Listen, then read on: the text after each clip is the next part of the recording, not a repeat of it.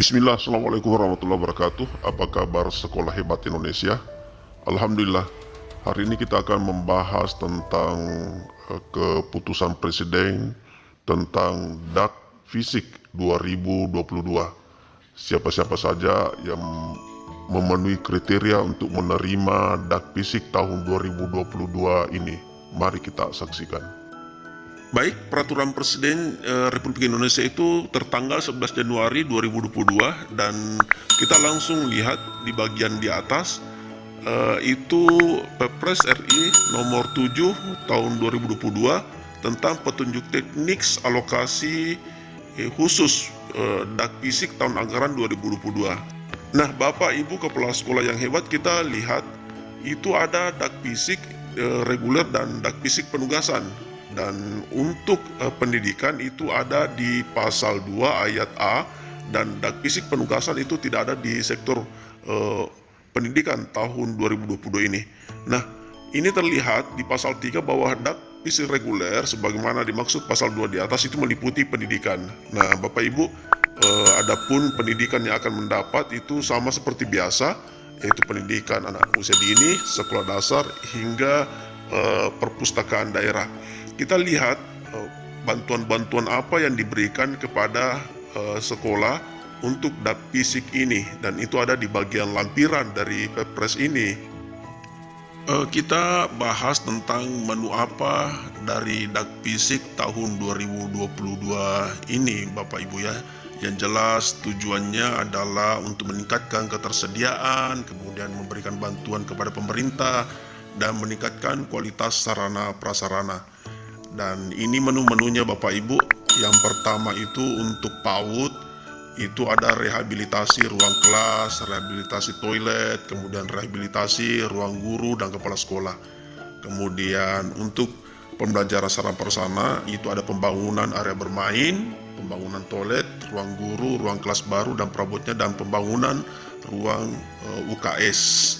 Dan kita melihat untuk SMP Bapak Ibu ya, di SMP itu, nah ini ada di SD, itu antara lain pembangunan ruang kelas baru, pembangunan toilet, ruang UKS, ruang perpustakaan dan perabotnya, pembangunan ruang guru, dan seterusnya.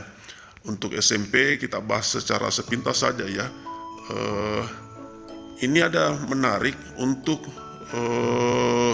DAK Fisik SMP, itu dia rehabilitasi ruang kelas, kemudian ada laboratorium perpustakaan, dan ini jarang yang ada itu rehabilitasi ruang ibadah dengan tingkat kerusakan minimal, kemudian ada toilet dan seterusnya.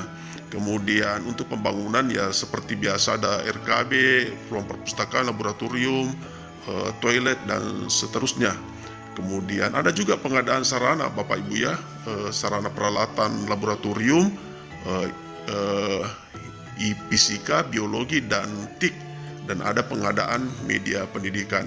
Nah, untuk SKB Sanggar Kegiatan Belajar seperti ini Bapak Ibu, bahkan pusat kegiatan belajar masyarakat itu mendapat juga bantuan untuk paket-paket A, B, C, dan seterusnya. Kemudian yang lain adalah kita bahas tentang untuk SMA.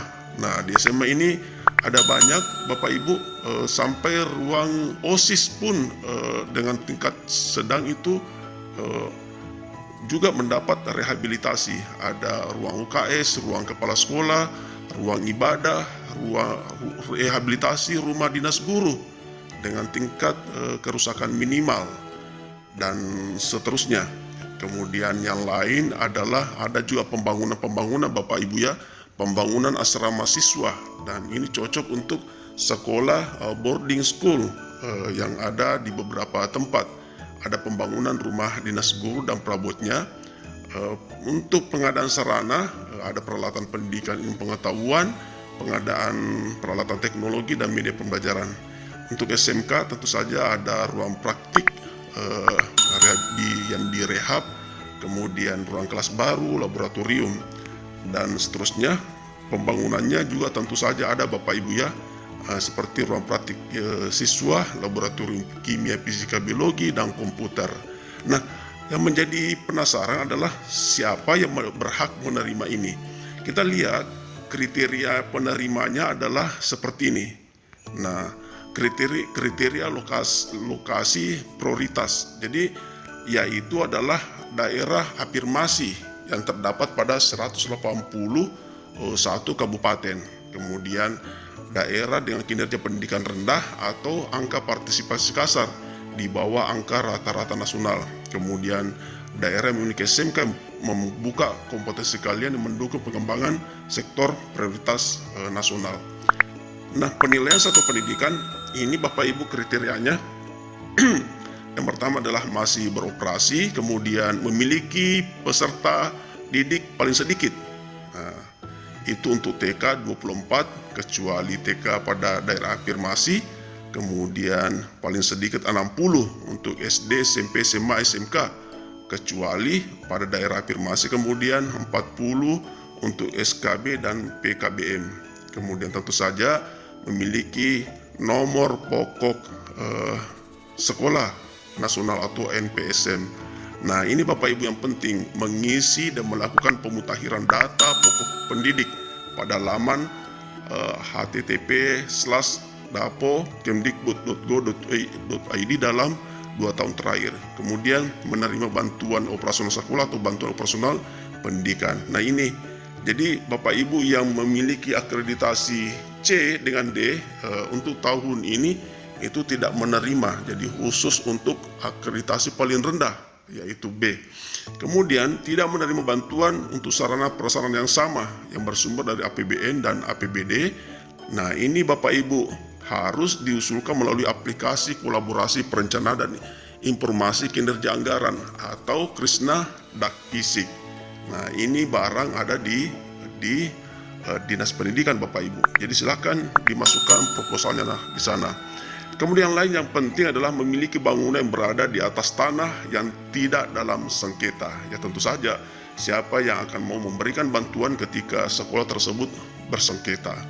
Kemudian memiliki bangunan yang berada di atas tanah dengan hak atas tanah. Di situ untuk SM yang negeri, sekolah negeri, yaitu untuk satuan pendidikan negeri atau yayasan untuk sekolah yang dikelola oleh masyarakat. Jadi swasta pun menerima bantuan Dakpisik kalau melihat dari kriteria 10 poin B di sini. Kemudian yang lain adalah memiliki sarana yang memenuhi standar belajar. Jadi belum memiliki sarana yang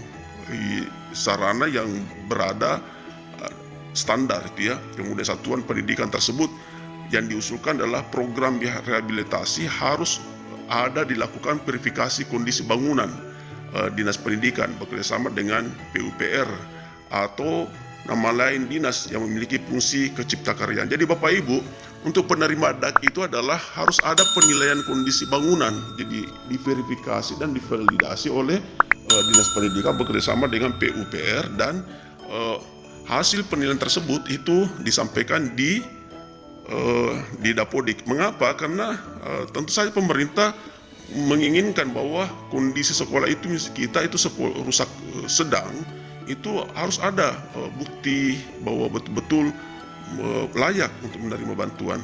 Nah, itu Bapak Ibu ya. Jadi ada 12 poin untuk sekolah yang berhak menerima Dakpisik tahun 2022. Tolong dicermati dan diperhatikan Bapak Ibu ya. Nah, sekarang untuk yang laptop itu bagaimana? Pertama adalah belum memiliki peralatan teknologi informasi dan komunikasi yang mencukupi. Jadi ini pernah kami sampaikan beberapa video sebelumnya bahwa akan ada bantuan 3,1 triliun. Nah, ini ada tambahan yaitu belum memiliki peralatan teknologi informasi komunikasi yang mencukupi, belum memiliki media pendidikan yang mencukupi, dan atau memiliki ruang atau tempat penyimpanan peralatan. Cukup sekian pertemuan kita kali ini Bapak Ibu. Mudah-mudahan Dapodik kita itu semakin bagus dan diperbaiki, selalu dimutakhirkan dan betul-betul sesuai dengan kondisi yang kita miliki. Terima kasih. Assalamualaikum warahmatullahi wabarakatuh.